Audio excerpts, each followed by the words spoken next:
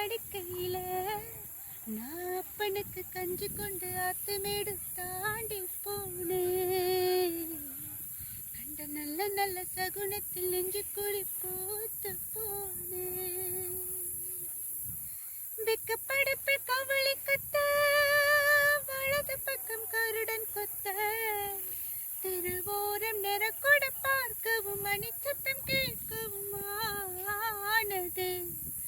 ஒரு பூக்காரி எதுக்க வர பசுப்பால் மாடு கடக்கிறது. இனி என்னாகுமோ ஏதாகுமோ இந்த கிறுக்கி வழியில் தெய்வம் புகுந்து வரம் தருமோ.